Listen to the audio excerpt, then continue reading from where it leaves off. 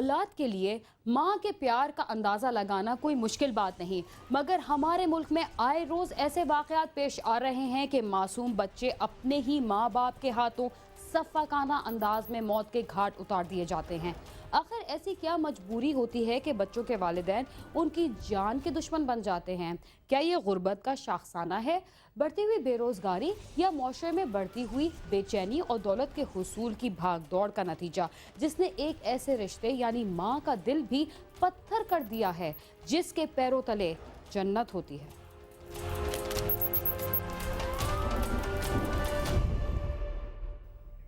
हर इंसान बचपन से सुनता आया है कि रब जैसा कोई दाता नहीं और माँ जैसा कोई नाता नहीं।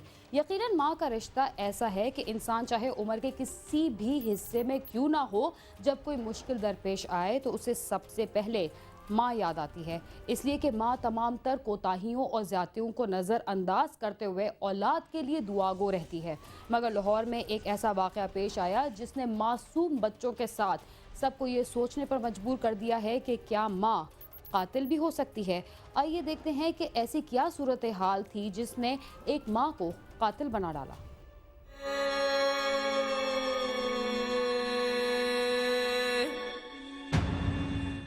कोठा पिंड फ्लैट फैसल टाउन के रहायशी मोहम्मद इस्लाम की शादी आबदा बीबी से हुई थी। उसके 2 बच्चे हैं। वो घर के करीब ही बिरयानी की रेडी पर मुलाजिम था। 2 रोज कबल आबदा बीबी ने अपने 1.5 माह के बेटे सदाम को चौथी मंजिल से नीचे फेंका, जिसके बाद उसने अपनी 2.5 साल बेटी उम्मे फरवा को फेंका और फिर खुद भी छलांग लगा दी। चीखों पुकार की आवाज सुनकर लोग जमा हो गए। तीनों को इंतहाई तशवीशनाक हालत में तिबी इमदाद के लिए जिनाह अस्पताल पहुंचाया गया, जहां डॉक्टरों ने मासूम सदाम की मौत की तस्दीक कर दी, जबकि उम्मे फरवा और उसकी मां आबदा बीबी की हालत इंतहाई तशवीशनाक है। तकरीबन 3 से 3:30 का टाइम था, तो अचानक यहाँ पे शोर शराबा शुरू हो गया। हम आए, हमने देखा है बच्चा गिरा हुआ है, उसको उठाया, उसकी डेथ हो चुकी थी। साथ ही रोने की आवाज़ आई है, देखा है बच्ची एक साथ पड़ी हुई थी और लेडीज़ थी। हमने बच्ची को उठाया, बच्ची की हालत ठीक थी, और लेडीज़ को उठाया, वो बेहोश थी। लेडीज़ को उठा के हमने साइड पे किया है, साइड पे किया 112 पे कॉल किए, वो नहीं पहुँचे। 15 पे जाके उनका खुद जाके थाना साथी है, उनको इतला दिए कि यार ये मसला यहाँ पे ये वक़ूआ हो गया, तो प्लीज़ आप हेल्प करें। वो आए, उनके डाले में हमने मिन्नतें करके उनके डाले में डाला, उनको डाले में डाल के हम जना उनको ले गए ट्रीटमेंट पे।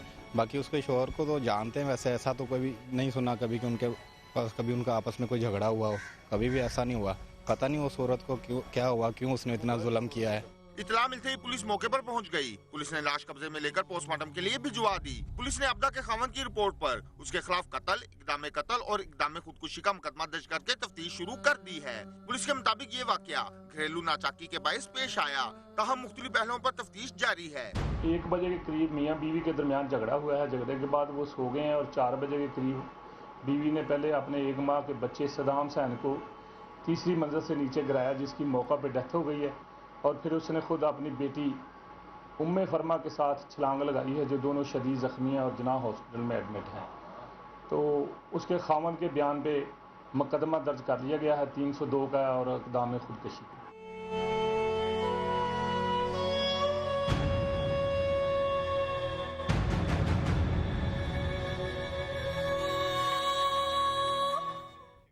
आखिर माँ को ऐसी क्या मजबूरी थी कि उसे अपने ही हाथों से अपने लख्ते जिगर को मौत के घाट उतारना पड़ा?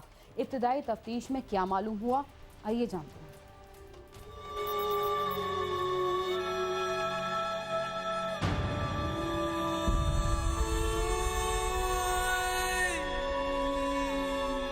मोहम्मद इस्लाम और उसके बीवी बच्चों के अलावा इस फ्लैट में उसके 2 भतीजे भी रहायश पजीर थे। इस्लाम के भतीजे का मोबाइल फोन खराब हो गया तो उसने अपनी बीवी का मोबाइल फोन लेकर उसे दे दिया। बीवी ने 1 घंटे बाद ही मोबाइल फोन वापस मांगा तो भतीजे ने मोबाइल फोन देने से इनकार कर दिया, जिस पर आबदा का अपने खावन से झगड़ा हो गया। इस्लाम ने भतीजे से मोबाइल फोन लेकर उसे वापस दिया तो आबदा ने गुस्से में उसे नीचे फेंक दिया और खुद कमरे में सोने के लिए चली गई थी। और खावन के सोने के बाद उसने बच्चों को नीचे फेंक कर खुद भी छलांग लगा दी थी। वजह ये सामने आई है कि ना उस बंदे के 2 भतीजे इधर रहते हैं। असल में ये फ्लैटों की लोकेशन इस तरह की, एक बड़ा कमरा और एक छोटा कमरा। वो छोटे कमरे में दोनों रहते थे, ठीक है, और बड़े कमरे में ये फैमिली मुकीम थी। तकरीबन 6 से 7 बजे ना उसने फ़ोन जो यानी कि मोबाइल फ़ोन होता है उसने अपने भतीजे को दिया, उसका कोई फ़ोन वगैरह ख़राब हो गया। 10 बजे उसे वापस कर दिया फ़ोन लेके। औरत इस बात पे झगड़ी है कि मतलब आपने फ़ोन क्यों से दिया, फलां फलां फलां, और गुस्से में ना ये देखें इधर इसके ऊपर फ़ोन फेंक दिया। वो सुबह हमने उठा के दिया है, तो उसने औरत ने उसको मतलब उससे थोड़ा झगड़ा हुआ और हमें पहले थोड़ा सा शोर भी आया तकरीबन 10-12 बजे ना, जिस तरह थोड़ा मार कुटाई या इस तरह का अनयूजुअल शोर आता है। झगड़ा किसी चीज़ से नहीं हुआ, मैं खुद ही इधर था, अभी काम से वापस आए तो बस थोड़ा सा मोबाइल की वजह से झगड़ा हुआ था। वो चाचू मेरे पास मोबाइल था, उसने उसकी बीवी का जैसा भी हुआ वो उसका कोई ऐसा इशू नहीं हुआ। बस हम तो सो गए थे, उसके बाद वो भी सो गया था। उसने पता नहीं सुबह सुबह क्या उसके जहन में आया, उसने ये हरकत की या जो भी हुआ। मुकामी अफराद का कहना है कि वाकये के आधे घंटे तक आपदा और उसके बच्चे खून में लथपथ पड़े रहे, मगर किसी ने ना उठाया। पुलिस वालों को भी जाकर कहा तो उन्होंने 1122 को कॉल करने के लिए कहा, ताहम बाद में मोहल्लेदारों के जोर देने पर उन्होंने मजबूरन उन्हें अस्पताल पहुंचाया था, जबकि आपदा का खावंद कमरे में सो रहा था, जिसे बाद में मोहल्लेदारों ने जाकर उठाया था। इधर बच्चे जब गिरे हैं और वो मतलब औरत गिरी है, आधा घंटा वो इधर ही पड़े रहे हैं और किसी ने हाथ नहीं लगाया। ये भाई थे इधर हमारे साथ, मतलब जूस वाले, उसके मस्जिद के मतलब भट्ट साहब हैं, किसी ने हाथ नहीं लगाया इस वजह से कि पुलिस ना कोई एक्शन ले ले। मैं और मेरे एक दोस्त हैं ऊपर, हम दोनों नीचे आए तो हमने जब देखा तो सामने पुलिस वैन खड़ी थी। हमने पुलिस वालों को जाके बताया कि उधर एक्सीडेंट हो गया। जैसे मैं उतरा हूँ वैसे नंगे पाँव मैं भाग के गया हूँ। हमने उनको बताया कि इस तरह इंसिडेंट हो गया उधर और जाएं और काइंडली ना उसको करें। उन्होंने कहा सर मतलब ये 1122 वालों को कॉल करें। मैंने उन्हें फिर कन्वेंस किया, मैंने कहा आप लॉ एंड ऑर्डर हैं, आपके पास वैन है तो लिहाजा आए। वो आए, हमने बाजी को उठाया और हॉस्पिटल ले गया। पहले तो हमें पता ही नहीं चल रहा था कि ये है कौन। फिर उसके बाद पुलिस वालों ने 8 जो फ्लैट है इनका ऑपरेशन किया, यानी कि फिर सबसे ऊपर वाला जो फ्लैट था ना उस पे यानी कि वो सोया हुआ था उसका मतलब हस्बैंड, उसे उठाया, उसे कहा भैया आपकी बीवी इस तरह गिर गया, फिर उसे हॉस्पिटल लेके गए हैं। माहिरीन नफ्सियात का कहना है कि माँ औलाद की तरफ आने वाले हर दुख को ढाल की तरह रोकती है, मगर इस केस में आपदा मामूली झगड़े पर अपने खावंद के रवैये से इस कदर डिप्रेशन में मुब्तला हुई कि इंतहाई कदम कर गुजरी। पुलिस हुकाम का कहना है कि तमाम अफराद के बयानात की रोशनी में तफ्तीश शुरू कर दी गई है। आपदा के बयान और तफ्तीश के बाद ही असल हकाइक वाज़े होंगे। कैमरामैन इकबाल खान के साथ आमिर शुजात, समा, लाहौर।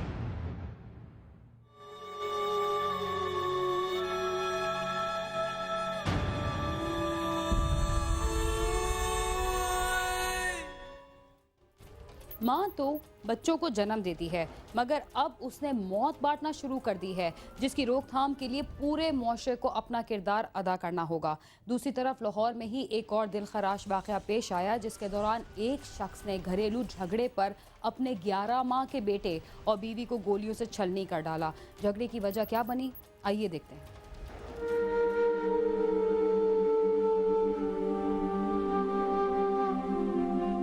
लाहौर रेलवे स्टेशन की करीबी आबादी ब्रांथर रोड के रहायशी मेहनतकश सज्जाद ने घरेलू झगड़े पर अपनी बीवी सुमेरा और 11 माह के बेटे अयान को फायरिंग करके मौत के घाट उतार दिया। इतला मिलते ही पुलिस मौके पर पहुंच गई। मुलजम का कहना है कि उसने घरेलू झगड़े पर नहीं बल्कि गैरत के नाम पर कत्ल की ये वारदात की है। बीवी का किसी का नाजायज तल्लुकात थे, किसी के साथ नाजायज तल्लुकात थे, जिसकी वजह से मेरे को बर्दाश्त नहीं है। तो मैंने तलाक का दावा कर दी बही कि मैं तलाक ले लाँगी, मैं ना जाऊँगी, बस तो मेरे को बर्दाश्त नहीं है तो मैं मैंने मारे। पुलिस ने मुलजम को गिरफ्तार करके लाशें पोस्टमार्टम के लिए भिजवाकर मुकदमा दर्ज कर लिया है। पुलिस हुकाम का कहना है कि मकतूला के वर्सा ने बयान दिया है कि मियां बीवी के दरमियान अक्सर झगड़ा रहता था और इसी झगड़े पर सज्जाद ने उसे कत्ल किया, जबकि मुलजम का कहना है कि उसने बीवी का किरदार ठीक ना होने पर कत्ल किया, जिस पर उसे कोई अफसोस नहीं। 5:30 बजे पुलिस को इतला मिली थी कि एक आदमी ने अपनी बीवी को कत्ल कर दिया है। मैं और डीएसपी साहब मौका पर पहुंचे हैं तो उस वक्त डेड बॉडी जो है उधर ही पड़ी हुई थी औरत की, और उसका बच्चा जिसकी उम्र तकरीबन 11 माह है वो शदीद ज़ख्मी था। उसको फौरी 1122 के ज़रिए सर्विस अस्पताल में भिजवाया था। बाद में उस बच्चे की भी डेथ हो गई है।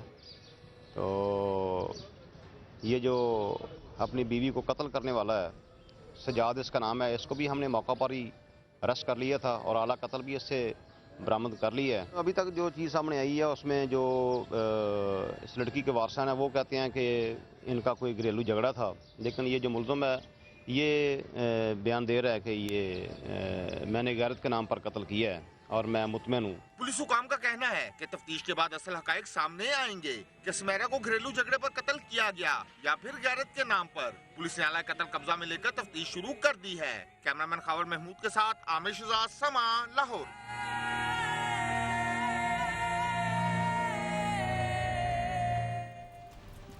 मियाँ बीवी अपने जाती झगड़ों के दौरान अगर अपने बच्चों की जान की दुश्मन बन जाते हैं तो फिर वो औलाद की दुआ ही क्यों मांगते हैं? अपने बच्चों को कत्ल करने से बेहतर है कि औलाद के लिए दुआ ही ना मांगी जाए। वक्त हुआ एक मुख्तसर से वक्फे का, आप समा के साथ ही रहिए।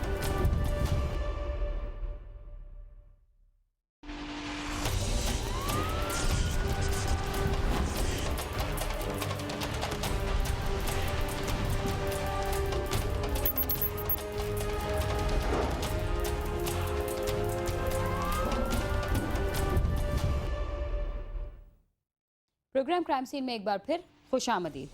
7 माह कबल इस्लामाबाद की जिला कचहरी में फायरिंग, दस्ती बम और खुदकुश हमले का वाक़या पेश आया था, जिसमें पुलिस एहलकारों समेत 13 अफराद अपनी जान से हाथ धो बैठे थे। लेकिन पुलिस अब तक एक भी मुलजिम को गिरफ्तार करने में कामयाब नहीं हो सकी। इसकी क्या वजूहात है, आइए देखते हैं।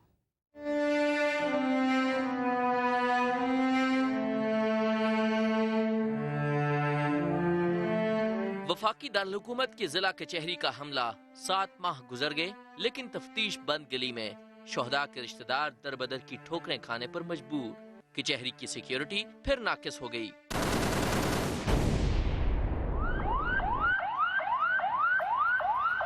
रवा साल 3 मार्च के सुबह इस्लामाबाद की जिला कचहरी के लिए खूनी साबित हुई। जब अलग मुकदमात की समाअत शुरू हुई तो 8:30 बजे हमलावरों ने अंधाधुंध फायरिंग शुरू कर दी। इसके साथ दहशतगर्दों ने दस्ती बम भी फेंके, जिससे भगदड़ मच गई। पहला खुदकुश हमला एडिशनल सेशन जज रफाकत अवान, जबकि दूसरा सदर हाईकोर्ट बार के चैम्बर के बाहर हुआ, जिसके नतीजे में एडिशनल सेशन जज रफाकत अवान, 3 वकला और पुलिस एहलकारों समेत 13 अफराद जाँ बहक हो गए, जबकि 25 जख्मी हुए। 60 से 70 बंदों को सीधी सीधी बुलेट्स मारी गई यहाँ पे।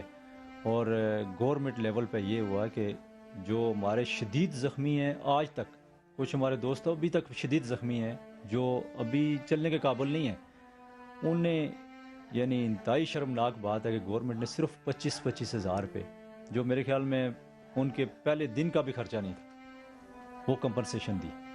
और जो शहीद हुए उनका मैं आपको बताऊं तो आप भी कहेंगे यार ये यानी वो ना होने वाली बात है। 5-5 लाख रुपए उनका कंपनसेशन दिया गया। एफएड कचहरी हमले में जाँ बहक होने वालों में 23 साला फिजा मलिक भी शामिल थी, जो हाल ही में कानून की डिग्री हासिल करके वतन की खिदमत के लिए लौटी थी। फिजा के वालिदैन 7 माह गुजरने के बावजूद इंसाफ के मुंतजर हैं।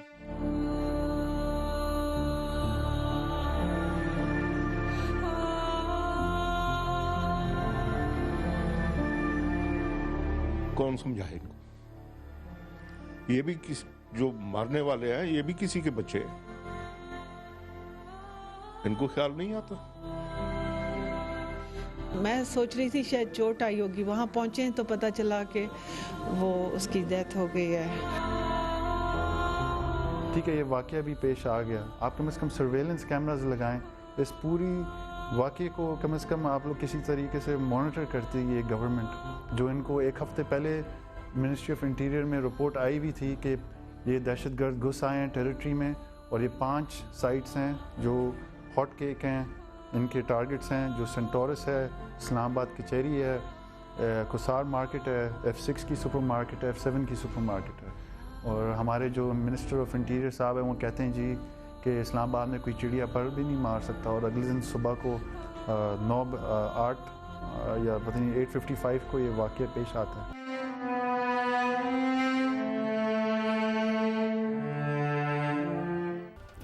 इतने बड़े वाक़े के बाद पुलिस को क्या जिम्मेदारी सौंपी गई और पुलिस अब तक इस जिम्मेदारी को निभाने में किस हद तक कामयाब हुई?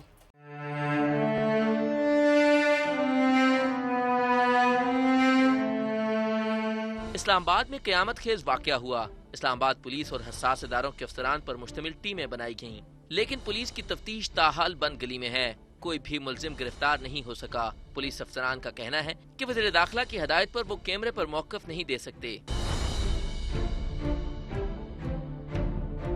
तफ्तीशी माहिरीन का कहना है कि जराइम और VIPs की सिक्योरिटी में उलझी पुलिस दहशतगर्दी के बड़े वाक़यात की तफ्तीश और तहकीकात में बड़ी कामयाबी हासिल नहीं कर सकती। ऐसे मुकदमात की तफ्तीश के लिए काबिल अफसरान पर मुश्तमिल टीम बनाई जाए जो सिर्फ दहशतगर्दी के वाक़यात ही की तफ्तीश करे। हर वक्त ड्यूटी दिला जाए, इनके लिए स्पेशलाइज यूनिट होने चाहिए जिनको किसी भी हालत में आप किसी और ड्यूटी पर ना लगाएं, वो सिर्फ केसेस की तफ्तीश करें और उसके ऊपर उन्हीं को फॉलो करें। ये टेररिज्म का केस जो है, इसको मेरा ख्याल है एक लार्जर और नेशनल कॉन्टेक्स्ट में देखने की ज़रूरत है, जिसकी तरफ आप अभी इशारा कर रहे थे, और वो उसके लिए एक कदम उठाया गया। नेशनल काउंटर टेररिज्म अथॉरिटी जो है उसको इस्टेब्लिश किया गया। मकसद ये था कि पाकिस्तान में जितने टेररिस्ट केस हों उनकी कड़ियाँ जहाँ जाके मिलती है उनको इकट्ठा करके उस पैटर्न को देखा जाए, केसेस को वर्कआउट किया जाए और आइंदा के लिए लाया अमल तैयार किया जाए। कि हमारी बदकिस्मती है कि वो ऑर्गेनाइजेशन अभी तक ऑन ग्राउंड नहीं आई है। हर गवर्नमेंट कहती है कि हम ये करना चाहते हैं, लेकिन वो हो नहीं रही। इस्लामाबाद की जिला कचहरी में जब हमला हुआ तो इस वक्त भी 150 से ज्यादा पुलिस एहलकार कचहरी में मौजूद थे, लेकिन किसी एहलकार ने मुजाहमत नहीं की। संगीन गफलत का मुजाहरा करने वाले पुलिस एहलकारों को चंद रोज की मुअत्तली के बाद दोबारा बहाल कर दिया गया। मुकला का कहना है कि इंतजामिया और पुलिस ने हमले के बाद कोई भी कार्रवाई नहीं की। जिस नोयत की तफ्तीश होनी चाहिए थी वो इसमें नहीं हुई।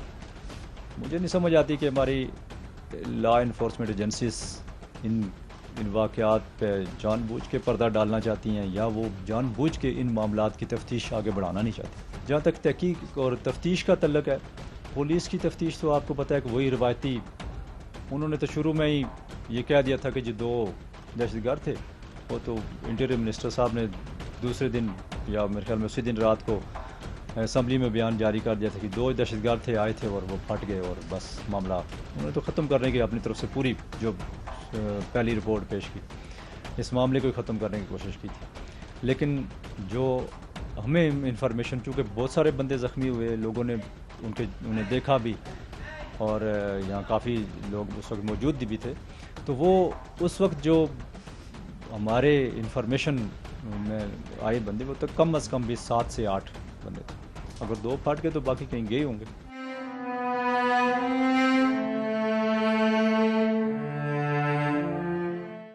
दहशतगर्दी के इस वाक़े के दौरान जिस शख्स को गिरफ्तार किया गया वो कौन था और उसे रिहा क्यों किया गया, आइए देखते हैं।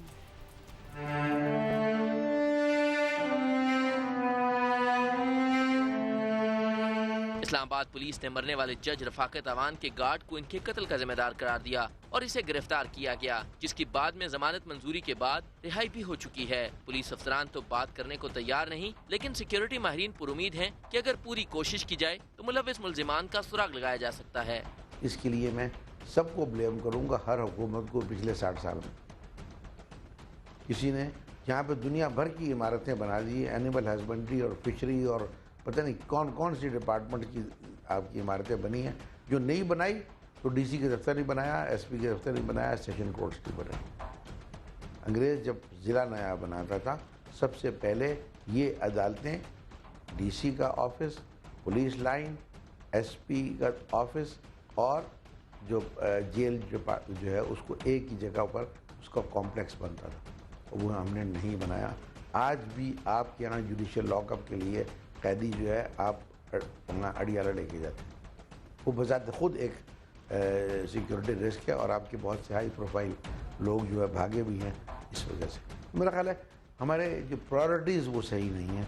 मेरा ख्याल है जब तक हम अपनी बुनियादी चीज़ों को ठीक नहीं करेंगे हमें मसाइल रहेंगे। कचहरी हमला केस में फरार मुल्जिमान की गिरफ्तारी, अहाता कचहरी की फुल प्रूफ सिक्योरिटी, शोहदा को मुआवजों की अदायगी समेत वुकला के मुतालबात पर ताहाल हुकूमत ने कोई अमल दरामद नहीं किया। इस्लामाबाद की जिला अदालतें अब भी मसरूफ कमर्शियल सेक्टर F8 के मरकज में कायम हैं, जहाँ पर सिक्योरिटी के चंद इकदाम दहशतगर्दी के बड़े वाक़यात को रोकने के लिए नाकाफी हैं।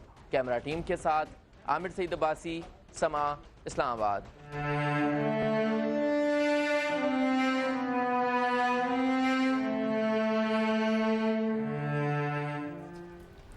दहशतगर्दी के ज़्यादातर वाक़यात के दौरान हुकूमत की तरफ से मुल्जिमान को पकड़ने के कई दावे किए जाते हैं, मगर चंद माह गुजरने के बाद सब कुछ भुला दिया जाता है। इस्लामाबाद में होने वाले इस दहशतनाक वाक़े को भी शायद हुकूमत और इंतज़ामिया भुला चुकी है। इसके साथ ही क्राइम सीन अपने इख्तिताम को पहुंचता है। अगर आप हमसे रब्ता करना चाहते हैं तो हमारा पता है cs@sama.tv। इसके अलावा आप फेसबुक और ट्विटर पर भी हमसे रब्ता कर सकते हैं। बीना खान और क्राइम सीन की टीम को इजाज़त दीजिए और देखते रहिए समा।